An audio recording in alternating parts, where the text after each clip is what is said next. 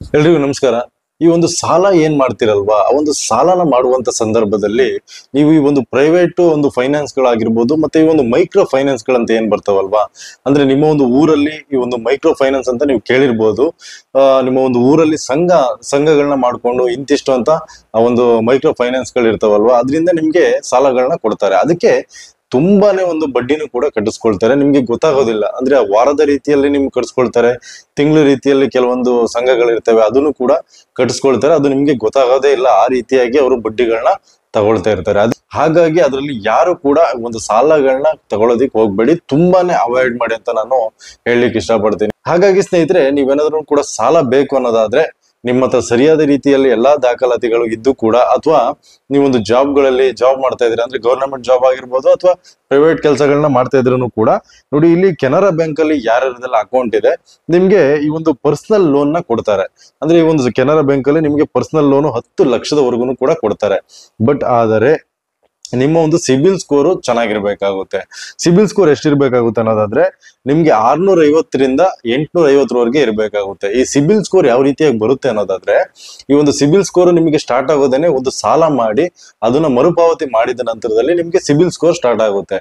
ಅಲ್ಲಿವರೆಗೂ ಕೂಡ ಅಂದ್ರೆ ನೀವು ಯಾವುದೇ ಒಂದು ಸಾಲನೇ ಮಾಡಿಲ್ಲ, ನೀವು ಅನ್ಕೊಳ್ತಾ ಇರ್ತೀರಾ ತುಂಬಾ ಜನ, ನಾನು ಯಾವುದೇ ರೀತಿಯಾದ ಸಾಲ ಮಾಡಿಲ್ಲ, ನನ್ಗೆ ಸಿಬಿಲ್ ಸ್ಕೋರ್ ಚೆನ್ನಾಗಿರುತ್ತೆ ಅಲ್ವಾ ಅಂತ ನೀವು ಅನ್ಕೋಬಹುದು. ಬಟ್ ಆದರೆ ಈ ಒಂದು ಸಿಬಿಲ್ ಸ್ಕೋರ್ ನಿಮ್ಗೆ ಸ್ಟಾರ್ಟ್ ಆಗ್ಬೇಕು ಅಂತಂದ್ರೆ ನೀವು ಬೇರೆ ಒಂದು ಸಾಲನ ತಗೊಂಡು ಅದನ್ನ ಸರಿಯಾದ ರೀತಿಯಲ್ಲಿ EMI ನ ಕಟ್ಟಿದ್ರೆ ನಿಮ್ಗೆ ಆ ಒಂದು ಸಿಬಿಲ್ ಸ್ಕೋರ್ ಏನಿರುತ್ತೆ ಅದು ಸ್ಟಾರ್ಟ್ ಆಗಿರುತ್ತೆ. ಅದೇ ರೀತಿಯಾಗಿ ಸಾಲನ ಮರುಪಾವತಿ ಮಾಡೋದಿಕ್ಕೆ 7 ವರ್ಷದವರೆಗೂ ಕೂಡ, ಅಂದ್ರೆ ನಿಮ್ಮ ಒಂದು ಸಾಲ ಎಷ್ಟು ತಗೊಂಡಿರ್ತೀರ ಅದ್ರ ಮೇಲೆ ಡಿಪೆಂಡ್ ಆಗುತ್ತೆ. ಬಟ್ ಆದ್ರೆ ಇಲ್ಲಿ ಕನಿಷ್ಠವಾಗಿ ನಿಮ್ಗೆ 6 ತಿಂಗಳಿಂದ ಗರಿಷ್ಠವಾಗಿ 7 ವರ್ಷದ ತನಕ ನಿಮ್ಗೆ ಟೈಮ್ ನ ಕೊಡ್ತಾರೆ. ಅದೇ ರೀತಿಯಾಗಿ ಈ ಒಂದು ನೀವೇನ್ ಸಾಲ ತಗೊಂಡಿರ್ತೀರಾ ಅದಕ್ಕೆ ಎಷ್ಟು ಪರ್ಸೆಂಟ್ ಬಡ್ಡಿ ಹಾಕ್ತಾರೆ ಅನ್ನೋದಾದ್ರೆ, ಈ ಒಂದು ಕೆನರಾ ಬ್ಯಾಂಕ್ ಅಲ್ಲಿ ನಿಮ್ಗೆ 10% ವರೆಗೂ ಬಡ್ಡಿನ ಹಾಕ್ತಾರೆ. ಅಂದ್ರೆ ನೀವು ತಗೊಂಡಿರುವಂತ ಸಾಲಕ್ಕೆ 10% ವರೆಗೂ ಕೂಡ ಬಡ್ಡಿನ ಹಾಕ್ತಾರೆ. ಅದನ್ನ ಒಂದು ನೆನ್ಪಿಟ್ಕೊಳ್ಳಿ. ಅದೇ ರೀತಿಯಾಗಿ ಏನಾದ್ರು ಕೂಡ ಸರ್ಕಾರಿ ಕೆಲಸ ಮಾಡ್ತಾ ಇದ್ರು ಕೂಡ ಆ ಒಂದು ಸ್ಯಾಲರಿ ಸ್ಲಿಪ್ ಏನಿರುತ್ತಲ್ವಾ ಅದನ್ನು ಕೊಡ್ಬೇಕಾಗುತ್ತೆ. ಅದೇ ರೀತಿಯಾಗಿ ನೀವು ಪ್ರೈವೇಟ್ ಕೆಲಸ ಮಾಡ್ತಾ ಇದ್ರು ಕೂಡ ಮಿನಿಮಮ್ ನಿಮ್ಗೆ 15,000ದಿಂದ ಮೇಲೆ ಇರ್ಬೇಕಾಗುತ್ತೆ ನಿಮ್ಮ ಒಂದು ಸ್ಯಾಲ್ರಿ. ಪ್ರತಿ ಒಂದು ಮಂತ್ಲಿ ಸ್ಯಾಲರಿ ಏನ್ ಬರುತ್ತಲ್ವಾ ಅದು ನಿಮ್ಗೆ 15,000ಕ್ಕಿಂತ ಮೇಲ್ಪಟ್ಟಿರ್ಬೇಕಾಗುತ್ತೆ. ಅಂತವ್ರಿಗೆ ನೀವು ಈ ಒಂದು ಕೆನರಾ ಬ್ಯಾಂಕ್ ಅಲ್ಲಿ ನೀವು ವಿಚಾರಿಸಿ ಸಾಲನ ತಗೋಬಹುದು.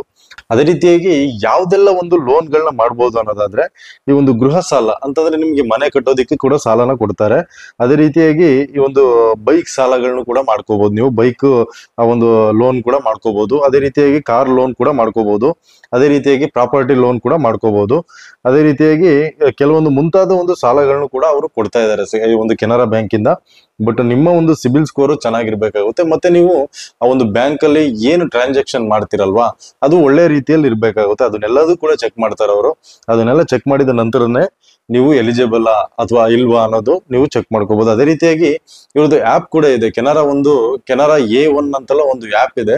ಆ ಒಂದು ಆಪ್ ಅಲ್ಲಿ ಕೂಡ ನೀವು ಹೋಗಿ ನಿಮ್ಮ ಒಂದು ಸಿಬಿಲ್ ಸ್ಕೋರ್ ಚೆಕ್ ಮಾಡಿ, ಮತ್ತೆ ನಂತರ ನೀವು ಅದರಲ್ಲೇ ಕೂಡ ಈ ಒಂದು ಪ್ಯಾನ್ ಕಾರ್ಡ್ ಎಲ್ಲ ಹಾಕ್ಬಿಟ್ಟು ನೀವು ಎಲಿಜಿಬಲ್ ಆಗ್ತೀರಾ, ಈ ಒಂದು ಸಾಲ ಮಾಡೋದಕ್ಕೆ ಎಲಿಜಿಬಲ್ ಆಗ್ತೀರಾ ಅನ್ನೋದನ್ನು ಕೂಡ ಅದರಲ್ಲೇ ಚೆಕ್ ಮಾಡ್ಕೋಬಹುದು. ಬಟ್ ಇನ್ನೊಂದು ವಿಚಾರ ಹೇಳ್ಬೇಕಂದ್ರೆ, ನಾನು ಈ ಒಂದು ವಿಡಿಯೋನ ಏನಕ್ಕೆ ಮಾಡ್ತಾ ಇದ್ದೀನಿ ಅಂದ್ರೆ, ತುಂಬಾ ಜನರು ಈ ಒಂದು ಸಾಲಗಳನ್ನ ಮಾಡೋದ್ರಿಂದ, ಅಂದ್ರೆ ಪ್ರೈವೇಟ್ ಒಂದು ಫೈನಾನ್ಸ್ ಗಳಲ್ಲಿ ಸಾಲ ಮಾಡೋದ್ರಿಂದ, ಮತ್ತೆ ಈ ಒಂದು ಮೈಕ್ರೋ ಫೈನಾನ್ಸ್ ಗಳೇನಿರ್ತಾವಲ್ವಾ ಅಲ್ಲಿ ಸಾಲ ಮಾಡೋದ್ರಿಂದ ತುಂಬಾನೇ ಜನರು ಸಿಗಾಕೊಳ್ತಾ ಇದಾರೆ. ಯಾಕಂದ್ರೆ ಅವ್ರಿಗೆ ಬಡ್ಡಿ ಕಟ್ಟಿ ಸಾಕಾಗಿ ಹೋಗಿದೆ. ಆ ರೀತಿಯಾಗಿ ಆ ಒಂದು ಉದ್ದೇಶದಿಂದ ಈ ಒಂದು ವಿಡಿಯೋನ ಮಾಡ್ತಾ ಇದ್ದೀನಿ ಸ್ನೇಹಿತರೆ, ದಯವಿಟ್ಟು ಕೂಡ ಅರ್ಥ ಮಾಡ್ಕೊಳ್ಳಿ. ಅದೇ ರೀತಿಯಾಗಿ ನೆಕ್ಸ್ಟ್ ಇನ್ನ ಸಾಲ ಪಡೆಯೋದಿಕ್ಕೆ ಯಾವ್ದೆಲ್ಲ ದಾಖಲಾತಿಗಳು ಬೇಕು ಅನ್ನೋದನ್ನ ನಾನು ಹೇಳ್ತಾ ಹೋಗ್ತೀನಿ. ಮೊದಲನೇದಾಗಿ ನಿಮ್ಮ ಹತ್ರ ಆಧಾರ್ ಕಾರ್ಡ್ ಇರ್ಬೇಕಾಗುತ್ತೆ, ಮತ್ತೆ ಬ್ಯಾಂಕ್ ಪಾಸ್ಬುಕ್ ಇರ್ಬೇಕಾಗುತ್ತೆ, ಮತ್ತೆ ಅದೇ ಬ್ಯಾಂಕ್ ಅಲ್ಲಿ ಅಕೌಂಟ್ ಇರ್ಬೇಕಾಗುತ್ತೆ, ನಿಮ್ದು ಕೆನರಾ ಬ್ಯಾಂಕ್ ಅಲ್ಲಿ ಅಕೌಂಟ್ ಇರ್ಬೇಕಾಗುತ್ತೆ. ಅದೇ ರೀತಿಯಾಗಿ ಮೊಬೈಲ್ ನಂಬರ್ ಕೂಡ ಬೇಕಾಗುತ್ತೆ. ಅದೇ ರೀತಿಯಾಗಿ ಪಾನ್ ಕಾರ್ಡ್ ಬೇಕಾಗುತ್ತೆ. ನಂತರ ವೋಟರ್ ID ಬೇಕಾಗುತ್ತೆ. ಉದ್ಯೋಗ ಪ್ರಮಾಣ ಪತ್ರ ಬೇಕಾಗುತ್ತೆ. ಅದೇ ರೀತಿಯಾಗಿ ಆದಾಯದ ಮೂಲ ದಾಖಲಾತಿಗಳು ಬೇಕಾಗುತ್ತೆ. ಅದೇ ನಾನು ಹೇಳಿದ್ನಲ್ವಾ, ಸ್ಯಾಲರಿ ಸ್ಲಿಪ್ ಅಥವಾ ಈ ರೀತಿಯಾಗಿ ನೀವು ಏನ್ ಕೆಲಸ ಮಾಡ್ತಾ ಇದ್ದೀರಾ, ಆ ಒಂದು ಸ್ಯಾಲರಿ ಏನ್ ತಗೊಳ್ತಾ ಇದ್ದೀರಾ ಅದ್ರ ಒಂದು ಆದಾಯದ ಮೂಲ ದಾಖಲಾತಿಗಳು ಬೇಕಾಗುತ್ತೆ. ನೀವೇನಾದ್ರು ಪ್ರಾಪರ್ಟಿ ಲೋನ್ ತಗೊಳ್ತಾ ಇದ್ರೆ ಆ ಒಂದು ಪ್ರಾಪರ್ಟಿ ಡಾಕ್ಯುಮೆಂಟ್ಸ್ ಗಳು ಬೇಕಾಗುತ್ತೆ. ಒಂದು 3 ರಿಂದ 6 ತಿಂಗಳದ್ದು ಒಂದು ಬ್ಯಾಂಕ್ ಸ್ಟೇಟ್ಮೆಂಟ್ ಬೇಕಾಗುತ್ತೆ. ಬ್ಯಾಂಕ್ ಸ್ಟೇಟ್ಮೆಂಟ್ ಅಂದ್ರೆ ಗೊತ್ತಾಯ್ತಲ್ವಾ, ನೀವು ಏನ್ ಟ್ರಾನ್ಸಾಕ್ಷನ್ ಮಾಡಿರ್ತೀರಲ್ವಾ ಅದ್ರ ಒಂದು 3 ರಿಂದ 6 ತಿಂಗಳದ್ದು ಒಂದು ಸ್ಟೇಟ್ಮೆಂಟ್ ಕೂಡ ಬೇಕಾಗುತ್ತೆ. ಇನ್ನು ಅವರು ಇನ್ನು ಇತರೆ ಯಾವ್ದಾದ್ರು ಕೂಡ ದಾಖಲಾತಿಗಳನ್ನ ಕೇಳಿದ್ರೆ ಅದನ್ನು ಕೂಡ ನೀವು ಒದಗಿಸ್ಬೇಕಾಗುತ್ತೆ. ಅದೇ ರೀತಿಯಾಗಿ ಸ್ನೇಹಿತರೆ, ಈ ಒಂದು ಏನು ಈ ಒಂದು RBI ಏನ್ ಕಂಟ್ರೋಲ್ ಮಾಡ್ತಾ ಇರುತ್ತಲ್ಲ ಬ್ಯಾಂಕ್ಗಳು, ಅಂದ್ರೆ ಈ ಒಂದು ಕೆನರಾ ಬ್ಯಾಂಕ್ ಆಗಿರ್ಬೋದು, ಸ್ಟೇಟ್ ಬ್ಯಾಂಕ್ ಆಗಿರ್ಬೋದು, ಮತ್ತೆ ಈ ಒಂದು ಏನು ಬ್ಯಾಂಕ್ ಆಫ್ ಬರೋಡಾ ಆಗಿರ್ಬೋದು, ಈ ರೀತಿಯಾದ ಬ್ಯಾಂಕ್ ಗಳೆಲ್ಲ ಇದಾವಲ್ವಾ. ಅಂದ್ರೆ ಈ ಒಂದು RBI ಅಂಡರ್ ಅಲ್ಲಿ ಯಾವ್ದೆಲ್ಲ ಬರುತ್ತೆ, RBI ಯಾವ ಒಂದು ಬ್ಯಾಂಕ್ ಗಳನ್ನ ಕಂಟ್ರೋಲ್ ಮಾಡ್ತಾ ಇರುತ್ತೆ, ಸೊ ಅಲ್ಲಿ ನೀವು ಲೋನ್ ಗಳನ್ನ ತಗೊಂಡ್ರೆ ನಿಮ್ಗೆ ತುಂಬಾನೇ ಈಸಿ ಆಗುತ್ತೆ. ತುಂಬಾ ಅವರು ಕೆಲವೊಂದು ಕಡಿಮೆ ಒಂದು ಬಡ್ಡಿ ದರದಲ್ಲೂ ಕೂಡ ನಿಮ್ಗೆ ಸಾಲಗಳನ್ನ ಕೊಡ್ತಾರೆ. ಯಾಕಂದ್ರೆ ಈ ಒಂದು RBI ಏನ್ ರೂಲ್ಸ್ ಮಾಡಿರುತ್ತೆ ಅದನ್ನ ಮೀರಿ ಅವ್ರು ಯಾವ್ದೇ ಕಾರಣಕ್ಕೂ ಕೂಡ ಬೇರೆ ರೀತಿಯಾಗಿ ಮಾಡೋದಿಕ್ಕೆ ಬರೋದಿಲ್ಲ. ಅಂದ್ರೆ ಅವರು ಬೇರೆ ಬೇರೆ ಒಂದು ಬಡ್ಡಿಗಳನ್ನ ತಗೊಳ್ಳೋದಿಕ್ಕೆ ಆಗೋದಿಲ್ಲ. ಈ ಒಂದು ಬೇರೆ ಒಂದು ಪ್ರೈವೇಟ್ ಫೈನಾನ್ಸ್ ಗಳೇನಿದಾವೆ, ಮತ್ತೆ ಈ ಒಂದು ಮೈಕ್ರೋ ಫೈನಾನ್ಸ್ ಗಳು, ಅಂದ್ರೆ ನಿಮ್ಗೆ ಗೊತ್ತಿರ್ಬೋದು ಸಂಘಗಳು, ಮನೆ ಊರಲ್ಲಿ ಸಂಘಗಳು ಇರ್ತವೆ, ಆ ರೀತಿಯಾದ ಒಂದು ಲೋನ್ ಗಳನ್ನ ತಗೋಬೇಕಾದ್ರೆ ಅವರು ಒಂದು ಪ್ರೈವೇಟ್ ವ್ಯಕ್ತಿ ಆಗಿರೋದ್ರಿಂದ, ಆ ಒಂದು ಪ್ರೈವೇಟ್ ಫೈನಾನ್ಸ್ ಗಳಾಗಿರೋದ್ರಿಂದ ಅವ್ರಿಗೆ ಮನ್ಸಿಗೆ ಬಂದ ರೀತಿಯಲ್ಲಿ ಅವರು ಆ ಒಂದು ಬಡ್ಡಿಗಳನ್ನ ಹಾಕ್ತಾ ಹೋಗ್ತಾರೆ. ಹಾಗಾಗಿ ನಿಮ್ಗೆ ಆ ಒಂದು ಬಡ್ಡಿನ ಕಟ್ಟೋದಿಕ್ಕೆ ಸಾಧ್ಯ ಆಗೋದಿಲ್ಲ. ಇದನ್ನ ದಯವಿಟ್ಟು ಕೂಡ ಅರ್ಥ ಮಾಡ್ಕೊಳ್ಳಿ. ನಿಮ್ಗೆ ತೀರಾ ಎಮರ್ಜೆನ್ಸಿ ಇದೆ ಅಂದ್ರೆ ಮಾತ್ರ ಈ ಒಂದು ಮೈಕ್ರೋ ಫೈನಾನ್ಸ್ ಗಳಲ್ಲಿ ನೀವು ಲೋನ್ಗಳನ್ನ ತಗೊಳ್ಳಿ. ವಾರಕ್ಕೆ ತಿಂಗಳಿಗೆ ಅದು ಕಟ್ಟೋದಿಕ್ಕೆ ಸಾಧ್ಯನೇ ಆಗೋದಿಲ್ಲ. ನೀವು ಕಷ್ಟಪಟ್ಟಿದ ಒಂದು ಹಣನೆಲ್ಲ ಅದಕ್ಕೆ ಕಟ್ಟಬೇಕಾಗುತ್ತೆ.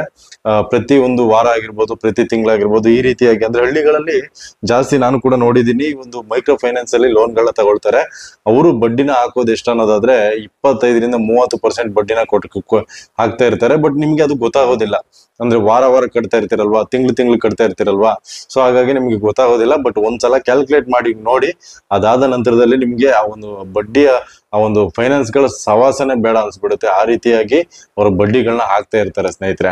ಓಕೆ ಸ್ನೇಹಿತರೆ, ಈ ಒಂದು ವಿಡಿಯೋ ನಿಮ್ಗೆ ಇಷ್ಟ ಆಯ್ತು ಅಂತ ಅನ್ಕೊಳ್ತೀನಿ. ದಯವಿಟ್ಟು ಕೂಡ ಇಷ್ಟ ಆದ್ರೆ ನಮ್ಮ ಒಂದು ಚಾನಲ್ ನ ಸಬ್ಸ್ಕ್ರೈಬ್ ಮಾಡಿ ಸ್ನೇಹಿತರೆ. ಯಾಕಂದ್ರೆ ನೀವು ಸಬ್ಸ್ಕ್ರೈಬ್ ಮಾಡೋದ್ರಿಂದ ನಮ್ಗೆ ಒಂದು ಬೆಂಬಲನ ಕೊಟ್ಟಂಗಾಗುತ್ತೆ ಅಂತ ನಾನು ಹೇಳಲಿಕ್ಕೆ ಇಷ್ಟಪಡ್ತೀನಿ. ಇದೇ ರೀತಿಯಾದ ಹೊಸ ಹೊಸ ವಿಡಿಯೋಗಳು, ಮತ್ತೆ ಈ ಒಂದು ದಾಖಲಾತಿಗಳ ಬಗ್ಗೆ ಆಗಿರ್ಬೋದು, ರೈತರಿಗೆ ಸಂಬಂಧಪಟ್ಟಂತ ವಿಚಾರಗಳಾಗಿರ್ಬೋದು, ಒಳ್ಳೆ ಒಂದು ಇನ್ಫಾರ್ಮೇಶನ್ ವಿಡಿಯೋಗಳು ಯಾವುದೇ ಇದ್ರೂ ಕೂಡ ನಮ್ಮ ಒಂದು ಚಾನಲ್ ಅಲ್ಲಿ ಹಾಕ್ತಾ ಇರ್ತೀವಿ. ದಯವಿಟ್ಟು ಕೂಡ ನಿಮ್ಗೆ ಹೆಲ್ಪ್ ಆಗುತ್ತೆ. ಅದೇ ರೀತಿಯಾಗಿ ದಯವಿಟ್ಟು ಕೂಡ ಈ ಒಂದು ವಿಡಿಯೋ ಏನಾದ್ರು ಇಷ್ಟ ಆದ್ರೆ ಲೈಕ್ ಮಾಡಿ, ಹಾಗೆ ಸಬ್ಸ್ಕ್ರೈಬ್ ಮಾಡಿ. ಏನಾದ್ರು ಡೌಟ್ಸ್ ಇದ್ರೆ ಕಮೆಂಟ್ ಮಾಡಿ ಸ್ನೇಹಿತರೆ. ಧನ್ಯವಾದ.